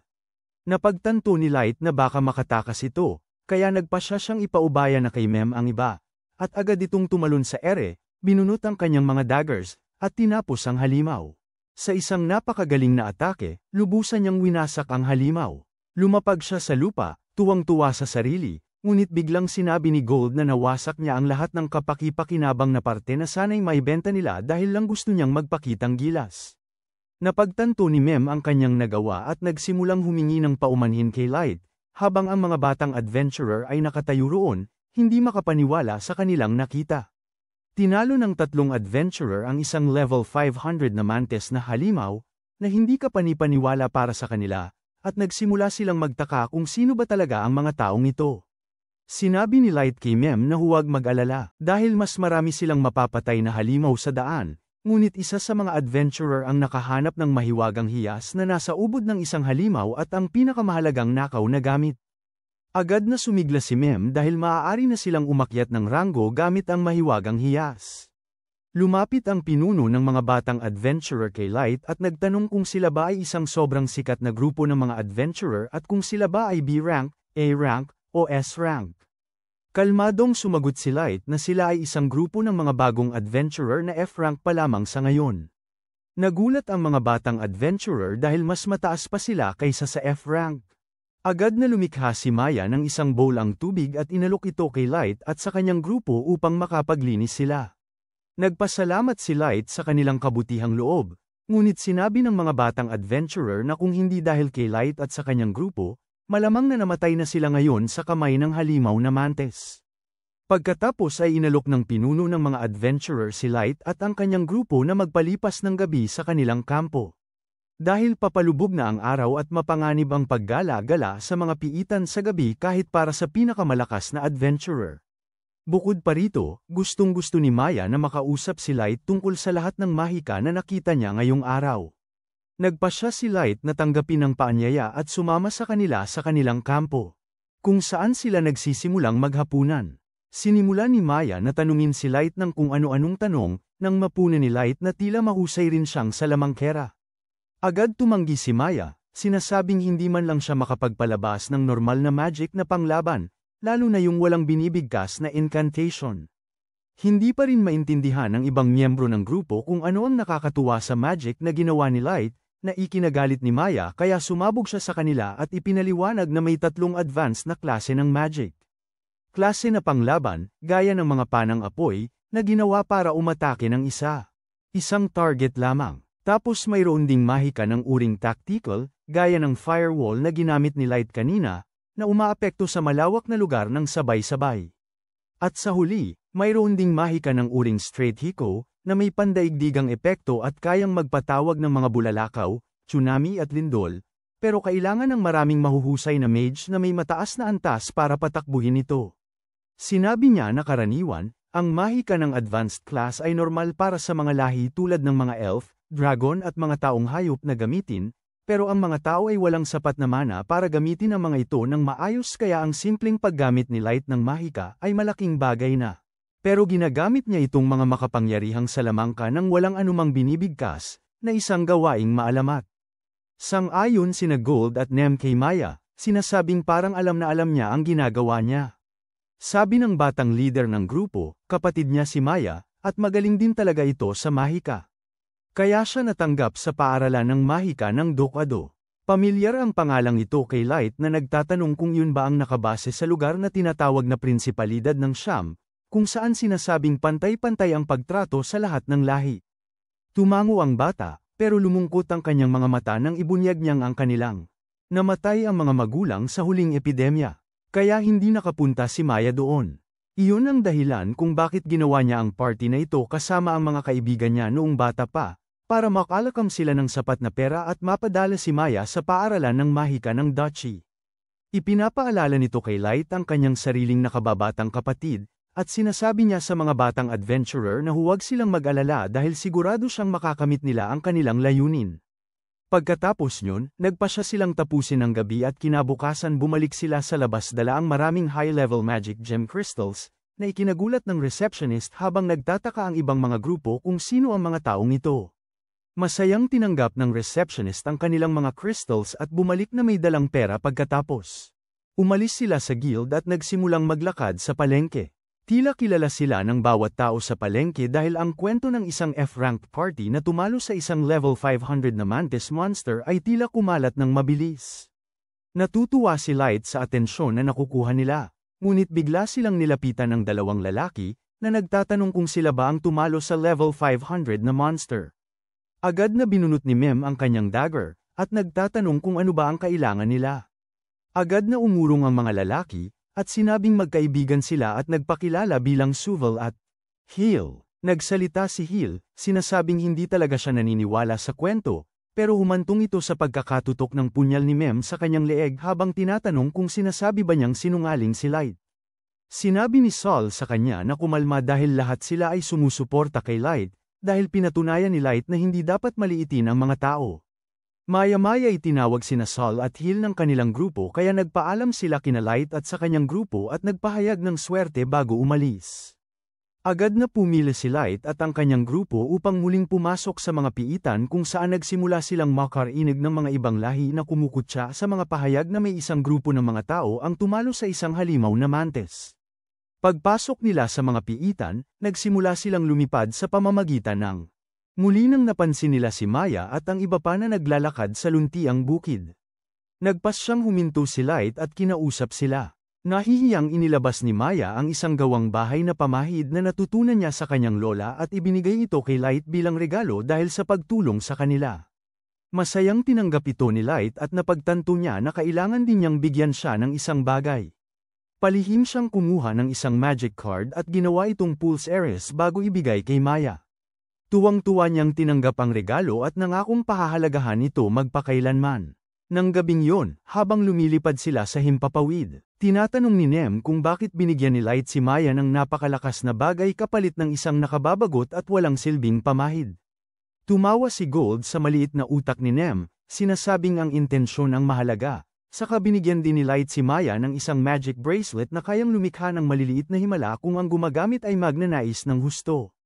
Ang isang bagay na tulad nito ay maaaring walang silbi para kay Light, ngunit para kay Maya, maaaring ito ang pagkakaiba sa pagitan ng buhay at kamatayan.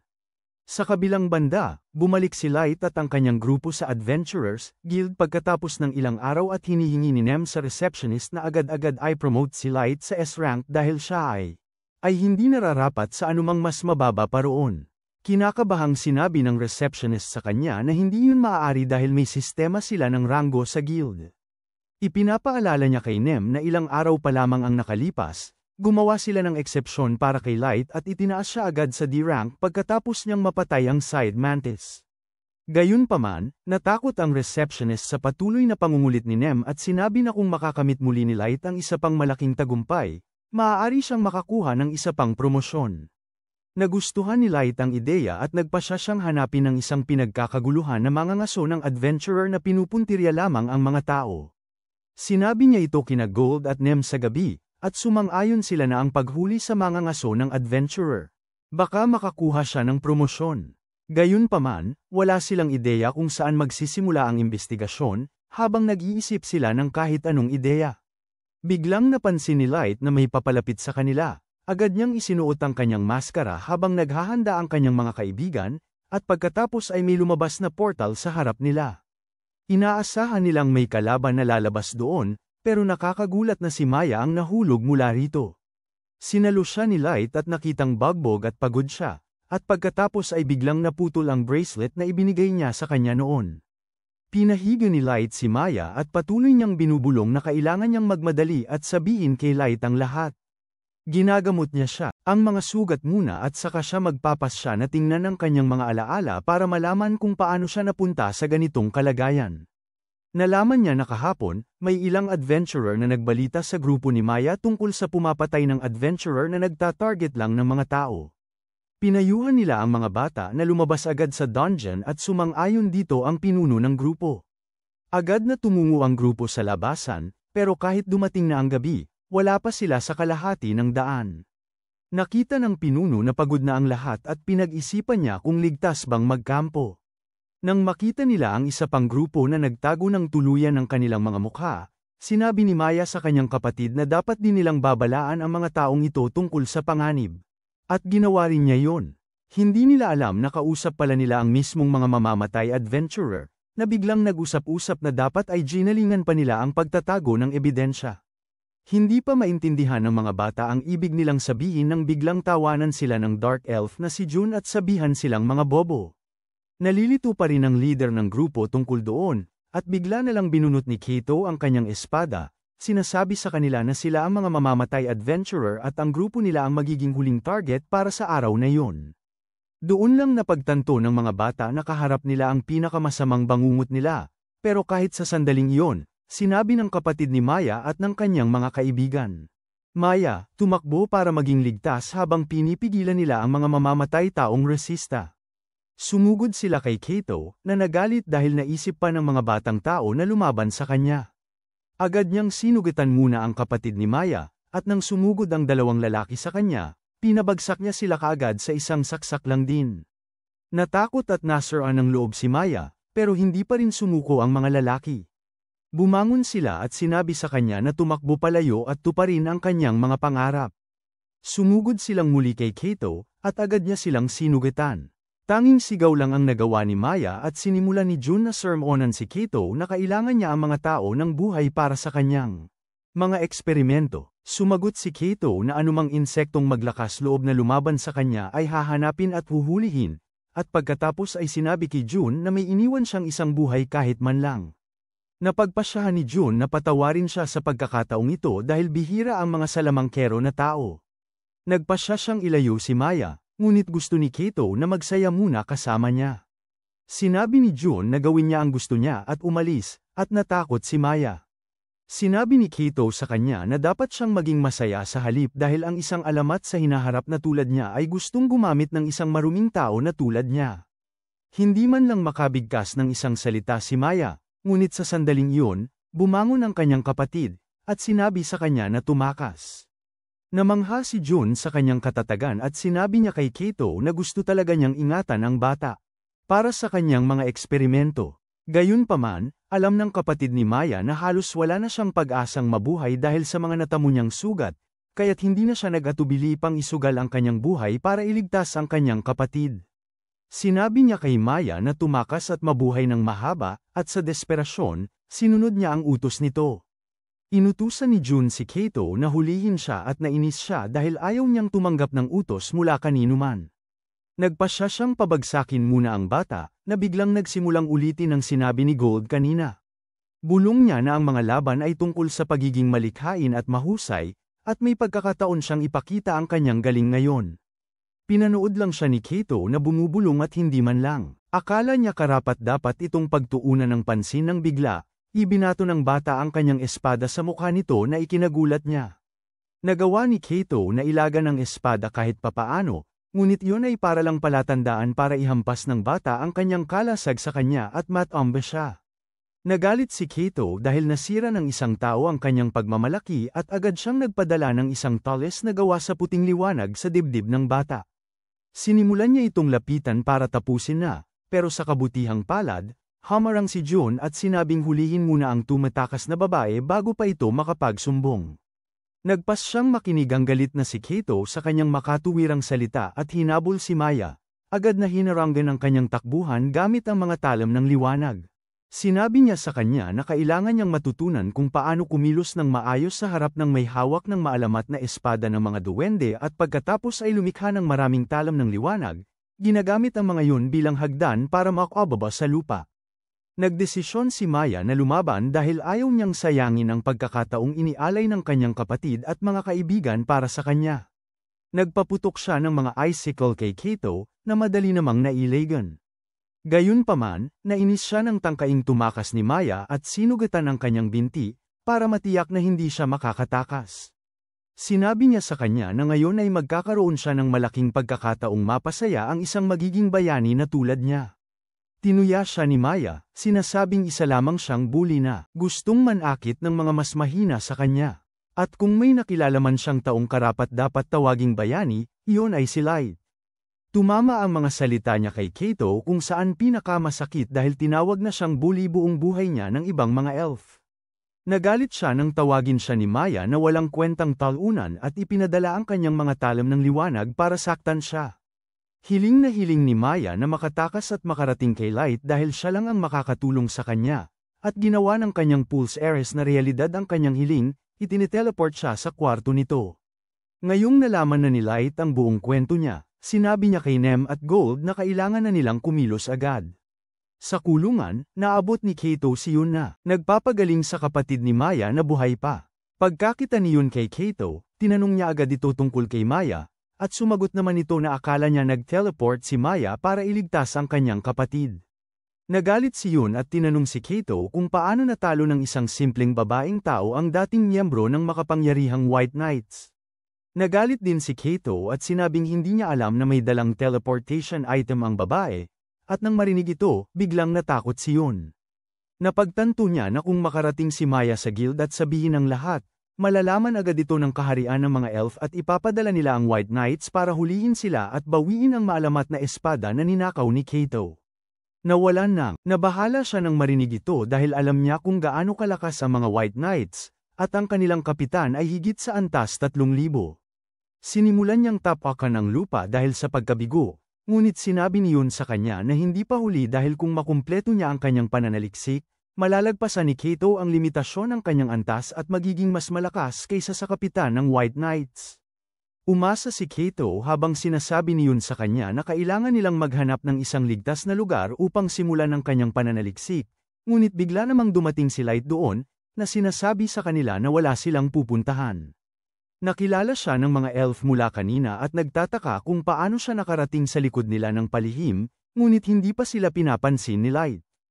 Una niyang itinuon ang dalawang, para makapagpahinga ang mga bata at pagkatapos, dinala ni Gold ang sugatang pinuno sa kanya, sinasabing hindi maayos ang pagkakagamot sa mga sugat nito. Nagulat ang mga duwende na nakuha ang bata sa mismong harap nila nang hindi nila namamalayan. Mabilis siyang pinagaling ni Light at saka sinabi na wala sa mga bata ang karapat-dapat nito. Namumuhay sila ng marangal at gusto lang nilang makalakam ng sapat na pera para mapag-aral si Maya sa Magic Academy. Ngunit huli na ang lahat. Iniisip niya na sana naging magkaibigan sila kung normal ang lahat, at galit siya dahil nawala yon dahil sa mga duwende. Ipinapangako niya na parurusahan niya sila para dito at sinubukan niyo na kontrolin ang sitwasyon sa pagsasabing hindi sila kriminal. At pinagaling niya ang bata matapos niya itong matagpo ang malubhang na sugatan. Gayunpaman, ibinunyag ni Light na kinausap siya ni Maya at alam na niya ang lahat tungkol sa kanila ngayon. Nagpanik ang dalawang elf dahil dito, pero tiniyak ni Light sa kanila na wala pa siyang sinasabi sa guild. Biglang tumawa si Kato, natatawa nang marinig ito, at sinabi na swerte niya dahil kailangan na lang niyang tapusin si Light at wala nang makakaalam sa nangyari dito. Nagalit si Light nang marinig ito at sinabing hindi niya hahayaang hulihin sila ng guild dahil sila ang kanyang biktima. Ipinakita niya ang kanyang masamang balak at sinabi sa mga elf na dudurugin niya sila ng kanyang mga kamay. Sinabi niya kay Nem at Gold na huwag makialam sa kanya at sumusunod sila sa kanyang mga utos. Lumakad si Light papunta sa mga duwende at nainis si Kato sa kanyang pagtitiwala sa sarili. Sumugod siya sa kanya at winasiwas ang kanyang espada ng buong lakas, ngunit walang kahirap-hirap itong hinarang ni Light gamit ang kanyang tungkod. Nagulat si Kato dito, ngunit patuloy niyang inaatake si Light, na walang problema sa pagharang sa kanyang mga atake. Habang hindi makapaniwala si Yun, iniisip ni na Gold at Nem na si Kato ay isang mahina na hindi kayang kontrolin ang kanyang galit sa laban. Nainis na rin si Light sa kanyang nakakaawang galit at sinalag ang kanyang susunod na atake, dahilan upang mawalan siya ng balanse. Pagkatapos ay tinamaan niya ito sa dibdib, na nagdulot ng pagkawala ng hangin sa kanyang mga baga dahil sa malakas na suntok. Kinutya niya ang duwende, na sinasabing, inaasahan niya na mas maganda ang gagawin niya at labis na ikinainis ni Kato yun. Tumayo siya at pinakawalan ng buong kapangyarihan ng kanyang maalamat na espada, nagpadala ng mga talam ng liwanag patungo sa liwanag. Madaling naiwasan ni Light ang unang talam, ngunit isang kristal ng yelo ang lumitaw sa lugar na tinamaan nito sa lupa. Nagulat si Light dito at napagtanto na ang mga talam ng mahika na binitawan ni Kato ay nabibiyayaan ng iba't ibang elemento. Nagsimula siyang tumakbo para iwasan ang mga talam ng mahika at napagtanto na hindi yun sapat na malakas para makasakit sa kanya, kahit na tumayo lang siya. Bigla, lumitaw si Kato sa likod niya sa ere at sinuntok siya ng buong lakas, pero walang kahirap-hirap na hinarang ni Light ang suntok. Hindi makapaniwala si Yun dahil walang sinumang tao ang dapat makatayo laban sa isang level 1,500 na elf katulad ni Kato, pero kitang-kita na mas malakas si Light sa kanya. Nabigo rin si Kato at inakusahan si Light na isang espada at niloloko ang mga tao sa pamamagitan ng pagsuot ng damit na parang isang mage. Nagalit siya at tinawag siyang Mandaraya, pero sumagot si Light na isa talaga siyang mage. Hindi siya pinaniwalaan ni Kato, kaya gumawa na lamang si Light ng daan-daang espada ng yelo sa langit nang walang anumang pagbigkas. Natakot si Kato dito at, sa kanyang pagkasiphayo, nagpadala siya ng mga mahiwagang espada para atakihin si Light, na tumpak na sinasalag ang mga mahiwagang espadang iyon gamit ang mga icicles. Hindi makapaniwala si Yun sa kanyang nakikita dahil nagagawa niya ang bagay na hindi kayang gawin kahit ng pinakamakapangyarihang elf mage. Samantala, patuloy pa rin sa pagtatangka si Kato na atakihin si Light gamit ang mga mahiwagang espada, ngunit ginagamit niya ang kanyang mga icicles bilang panangga laban sa anumang atake. Nagsimulang sumigaw si Kato na may pandarayang ginagawa si Light dahil hindi niya matalo ang banal na espada na Grandis na ibinigay sa isang matandang maestro mismo ng kalangitan. Nagulat si Light nang marinig yun at tinanong si Kato kung paano niya alam ang tungkol doon. Ang mayabang na duwende ay tumatawa lamang sa kanya at sinasabing alam niya yun dahil nasa kanya ang dugo ng isang maestro at tinatawag siyang submistro. Nang marinig yun, agad binabago ni Light ang kanyang plano dahil ito ang unang pagkakataon sa loob ng mahabang panahon na nakakuha siya ng anumang balita tungkol sa maestro. Sinabi niya kay Gold at Nem na nagbago na ang kanyang isip at sa halip na patayin sila doon mismo, gusto niya silang huliin at dalhin pabalik sa kailaliman kung saan gagamitin niya ang lahat ng paraan para kunin ang bawat piraso ng impormasyon mula sa kanila bago sila harapin.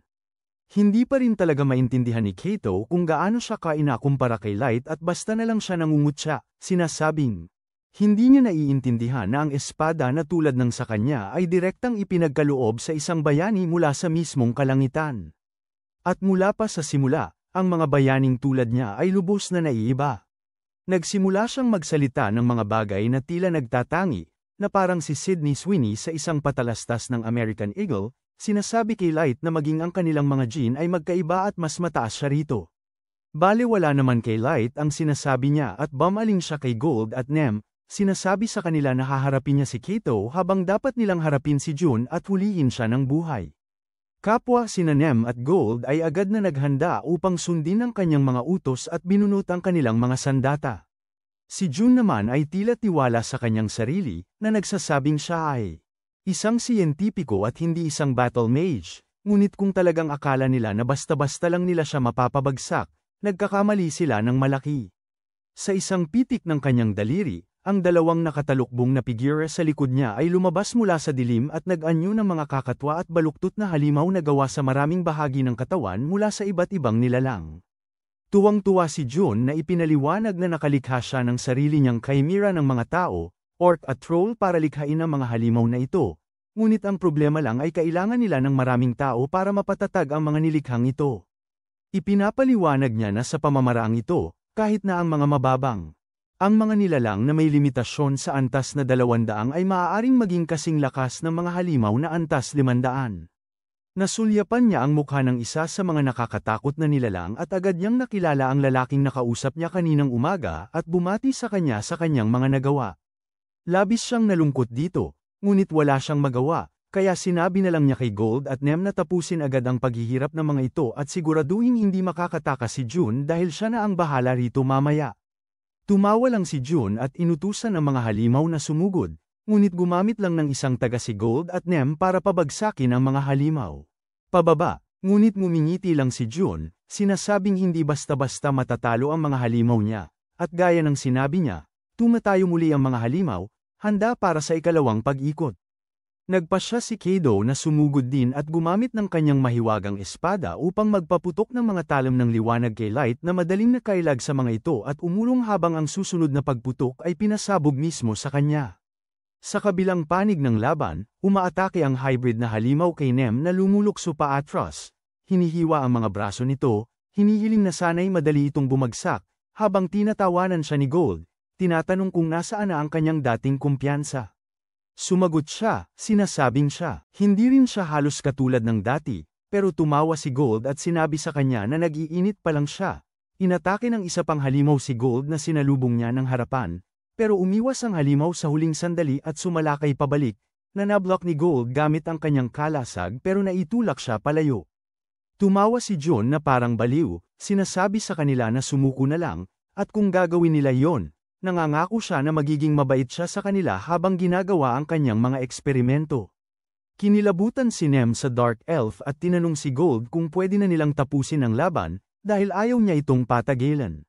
Sang-ayon si Gold doon kaya nagpasya silang ilabas ang kanilang pinakamalakas na atake. Ang mga punyal ni Nem ay nagsimulang kumislap sa isang kakaibang lilang kulay, habang ang espada ni Gold ay nagsimulang maglabas ng puting liwanag habang naghahanda silang sumugod.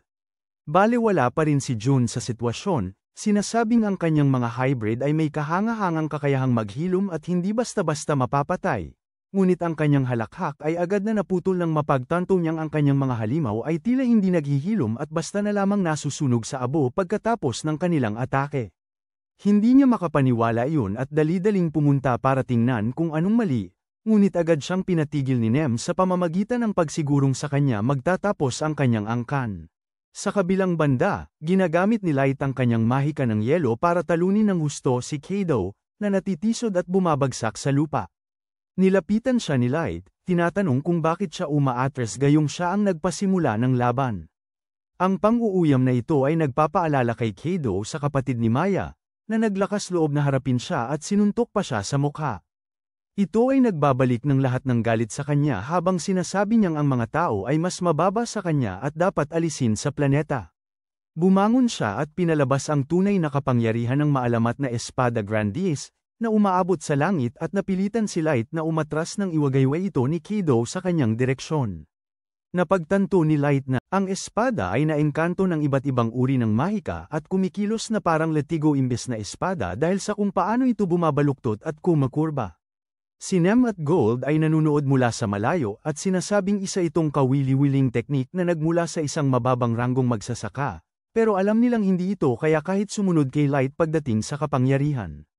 Si Kaido naman ay lalong nabibwisit, sumisigaw kay Light na huwag maging duwag at tumayo lang doon dahil isang tama lang mula sa kanyang maalamat na espada ang katapusan na ng buong angkan niya. Tumawa lang si Light dito, sinasabing sobra-sobra ang pagtaya ni Kaido sa kanyang kapangyarihan at nagpa siya na bumalik sa lupa, mga kamay. Nakaunat habang hinahamon si Kaido na saktan siya. Galit na galit dahil dito, ginamit ni Kaido ang buong lakas niya para iayon ang espada sa kanya at tinamaan siya sa balikat ng sobrang lakas. Pero laking gulat niya, nakatayo lang si Light doon nang walang kahit anong gallows, nakangiti at nagtatanong kung yun na ba ang sukdulan ng kapangyarihan niya. Naguluhan dito si Kaido kaya nagsimula siyang magpadalos-dalos ng pag-ayon ng espada kay Light, hindi makapaniwala na matatalo siya kahit hawak niya ang maalamat na espada. Gayunpaman, mabilis na tinapos ni Light ang kunwariang ito nang basagin niya ang bisa ng espada at sinuntok si Kaido pataas. Sa mukha, pinatumba siya pabalik sa lupa na may duguan na mukha. Tumayo siya sa ibabaw nito na may mga mata na puno ng pagkasuklam habang sinasabi niya na kukuha siya ng maraming impormasyon mula rito sa anumang paraan na kaya niya, at patuloy niya itong gagawin hanggang sa mismong si Kaido ang humingi ng pagpanaw. Agad na natanto ni Kaido na wala na siyang laban at nagbago ang kanyang ugali habang yumuyuko siya kay Light, nagmamakaawa ng awa, sinasabing siya ay mula sa kaharian ng mga elf at dating susunod na maging kapitan ng maalamat na White Knights. Tiningnan siya ni Light nang may pagkasuklam, nagtatanong kung paano niya nasasabing isa siyang bayani gayong agad siyang sumuko. Ang tunay na mga bayani ay ang mga kasamahan ni Maya na nag-alay ng kanilang buhay ngunit lumaban hanggang sa huli. Dahil doon, tinanggal ni Light ang kanyang maskara at sinabi kay Kaido na kung magawa man lang siyang gasgasan sa laban, papakawalan siya ni Light. Ngunit hindi tinanggap ni Kaido yun at tumakbo palayo, hindi makapaniwala na nangyayari ito sa kanya. Ngunit gusto ni Kaido siyang pahirapan tulad ng pagpapahirap niya kay Maya kaya ginamit niya ang kanyang solar ray upang pasabugin ang isa sa kanyang mga binti, na nagpabagsak sa kanya sa lupa dahil sa sakit. Dahil doon, kapwa ginapos ang mga elf habang pinupulot ni Light ang mga bumagsak na kasamahan ni Maya. Sabi niya na hindi sila maaaring ilibing sa piitan na ito na napakaraming halimaw sa paligid kaya sa halip, ginagamit nila ang mahika ng teleportasyon para dalhin silang lahat sa abyss. Pagdilat muli ng mga mata ng mga elf, nakikita nila ang isang malaking silid ng trono sa harap nila at litong-lito. Sinasabi naman ni Light sa kanila na sila ay nasa pinakamababang antas ng piitan na pinangalanang Doggas at dito sila nakatira. Hindi makapaniwala si June na may nakatira sa pinakailalim ng pinakamapanganib na piitan sa mundo, pero agad siyang pinatahimik ni Nem sa pamamagitan ng sipa. Agad na dumarating doon ang apat na tapat na alagad ni Light, binabati siya habang nagtatanong kung sino ang dalawang elf na ito. Ipinapaliwanag ni Light ang sitwasyon na sinasabing na ginagamit ng mga walang pusong yun ng mga tao para sa kanilang di makataong mga eksperimento na nagresulta sa pagkamatay ng maraming tao nang walang kahit anong dahilan. Sa sandaling sabihin niya yon, nag-iiba ang paligid at nakakaramdam ng matinding kilabot ang mga elves, habang napagtatanto nila kung gaano sila kainakumpara sa mapanganib na aura na nagmumula sa apat na babae sa harap nila. Tinanong ni May kung gusto ba ni Light na danasin nila ang pinakamasakit na maaaring maranasan, at sumang-ayon naman ng iba, na nagbibigay sa kanya ng mga ideya tungkol sa iba't ibang paraan kung paano nila maaaring patayin ang mga elves. Ngunit sinabi ni Light sa kanila na dapat silang panatilihing buhay hanggang sa makuha niya ang lahat ng impormasyon na kailangan niya mula sa kanila at pagkatapos noon ay siya mismo ang papatay sa kanila.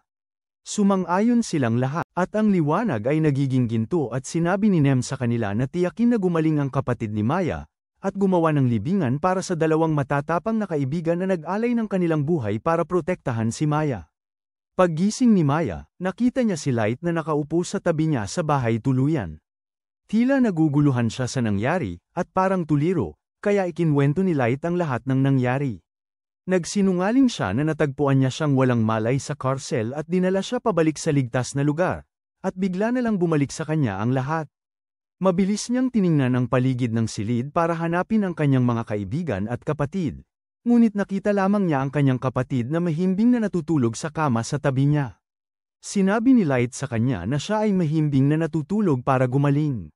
Bagaman nagtamo siya ng malubhang sugat, nangako naman siya na lubusan siyang gagaling nang walang anumang problema. Nagdilim ang sitwasyon nang banggitin niya na hindi niya nailigtas ang kanyang mga kaibigan at ang tanging nakuha niya ay ilang hibla ng buhok na ibinigay niya sa kanya na parang isang taong walang puso. Umiyak siya dahil sa pagkamatay ng kanyang mga kaibigan, ngunit nakahanap ng kapanatagan sa katotohanang mayroon pa siyang kapatid na makakabahagi ng kanyang pasanin. Kinaumagahan, si Light at ang kanyang grupo ay pumunta sa harapan ng mesa, kung saan itinaas ng resepsyonista ang ranggo ni Light sa sinagtaka si Light dahil nagsinungaling siya sa guild tungkol sa katotohanang nahuli niya ang mga duwende at sinabi sa kanila na nakatakas sila. Pero sinabi ng receptionist na ang impormasyon tungkol sa dalawang duwende ay sapat na at karapat-dapat para sa promosyon. Hindi nagtagal pagkatapos noon, nagkita muli sila ni Maya at ng kanyang kapatid, na mukhang kalmado kahit na nawalan sila ng mga kaibigan sa isang karahasan kahapon. Sinabi nila kay Light na titigil na sila sa pagiging adventurer at babalik sa kanilang bayan. Naguluhan si Light at nagtanong kung bakit hindi na lang sila bumuo ng bagong grupo, pero sinabi ni Maya na hindi niya kayang mamuhay na may PTSD at kailangan niyang umalis sa lugar na ito. Sinabi ng kanyang kapatid na parang mali kung sasali sila sa isang grupo na wala ang kanilang matalik na kaibigan mula pagkabata at saka, gusto na rin nilang bumalik. Anumang mayroon sila sa kanilang mga kaibigan pabalik sa kanilang bayang sinilangan at sa kanilang mga pamilya. Pagkatapos noon, nagpaalam si Light sa kanila at nangakong magkikita silang muli balang araw. Pagkatapos noon, sinabi niya kay Gold at Nem na bantayan ang lugar habang siya ay nag-teleport pabalik sa Abyss. Agad siyang sinalubong ni May at Ellie, na nag-alok sa kanya ng tsaa at maraming tala tungkol sa lahat ng mga detalyeng nakuha nila mula sa dalawang duwende. Sinabi ni Ellie na ang sub-maestro ay hindi lamang isang tao, ngunit sinumang kilalang may kaugnayan sa maestro sa anumang paraan na madaling makakuha ng level ay kilala bilang isang sub-maestro. Sinabi ni May sa kanya na ang bawat miyembro ng mga grupong Wild Knight ay mga sub-maestro, sa kanilang sariling mga pamamaraan at hindi rin naman espesyal si Kado. Ibinunyag din niya na sinasabi ng dalawang duwende na kapag walang natagpo ang bagong maestro, masisira ang buong mundo. Naguguluhan si Light dahil hindi niya maintindihan kung paano masisira ang mundo dahil sa isang bagay na napakaliit. Ibig sabihin nito na ang susunod nilang hakbang ay kunin sa kanilang pangangalaga ang White Knights para tanungin. Tinanong niya si Ellie tungkol kay Kado at June at agad niyang ipinakita kung paano sila nasa isang purgatorio kung saan sila'y nagdurusa araw at gabi. Sinabi ni Light na nagawa na nila ang kailangan nilang gawin at gumamit ng isang espesyal na spell card para patayin sila sa pinakamalala. Sa posibleng paraan. Dahil dito, bumaling siya kay Ellie at tinanong kung handa na silang simulan ang susunod na bahagi ng kanilang plano at ngumiti si Ellie na nagsasabing handa na silang hulihin si White Knight Sasha, ang duwendeng nagtaksil kay Light noong mga nakaraang taon. Iniisip ni Light ang magandang pakiramdam na makukuha niya kapag nakita niyang nagmamakaawa si Sasha sa kanya.